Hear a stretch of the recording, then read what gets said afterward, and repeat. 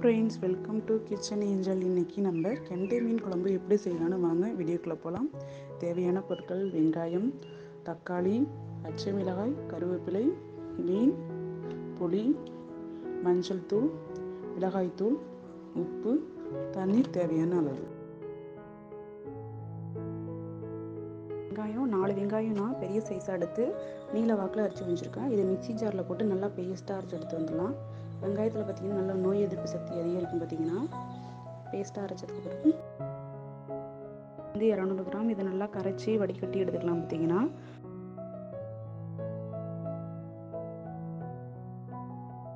இதில் கொஞ்சோண்டு வெங்காயம் பேஸ்ட்டை சேர்த்துக்கலாம். அதில் 2 தக்காளி எடுத்திருக்கேன், சின்ன சின்னதாக நான் போட்டிருக்கேன். அதை நல்லா மிக்ஸ் பண்ணிக்கலாம். பார்த்திங்கன்னா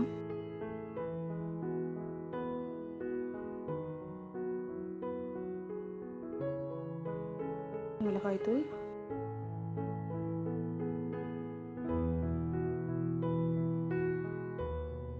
மஞ்சள் தூள் போட்டு நல்லா கரைச்சிக்கலாம்.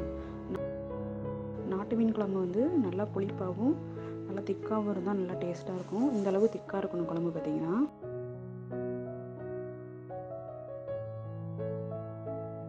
போட்டுக்கலாம். ஸ்கின் ப்ராப்ளத்துக்குலாம் பச்சை மிளகாய் ரொம்ப நல்லது.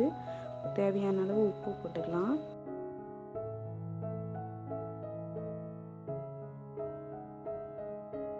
உப்பு போட்டு கொஞ்சம் தண்ணி ஊற்றிக்கிட்டு நல்லா இந்த அளவு நல்லா குழம்பு கரைச்சி வச்சுக்கலாம்.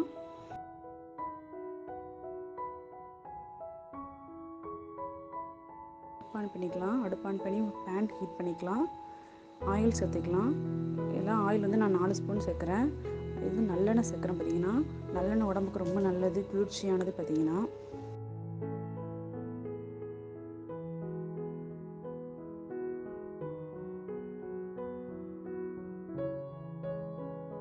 தாளிச்சிக்கலாம். வடவத்தில் என்னென்ன இருக்குன்னா வெங்காயம், கடுகு, வெந்தயம் இருக்குது.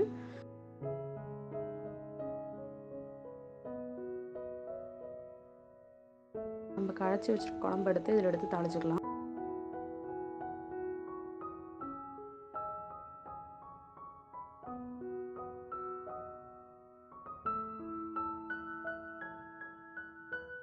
ஒரு கரண்டியால் கலக்கி விட்டுக்கலாம். நல்லா கொதிக்கட்டும். 10 மினிட்ஸ்லேருந்து 20 மினிட்ஸ் வரைக்கும் நல்லா ஒரு மூடி போட்டு நல்லா கொதிக்கட்டும். பார்த்திங்கன்னா குழம்பு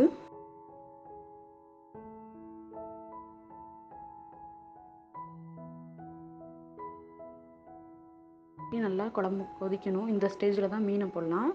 நான் மீனை நல்லா மஞ்சத்தூள் உப்பு போட்டு நல்லா வாஷ் பண்ணி வச்சுருக்கேன். இப்போ மீனை நல்லா போட்டுடலாம். மீனை போட்டதுக்கப்புறம் லேசாக ஒரு சுற்றி விடுங்க.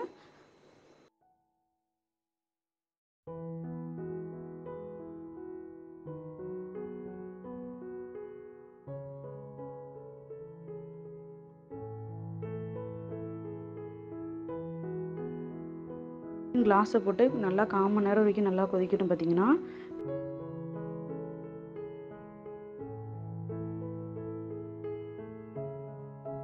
நல்லா குழம்பு கொதிச்சதுக்கப்புறம் லைட்டாக கொத்தமல்லி, கருவேப்பிலை லேசாக மேலே தூவிடலாம்.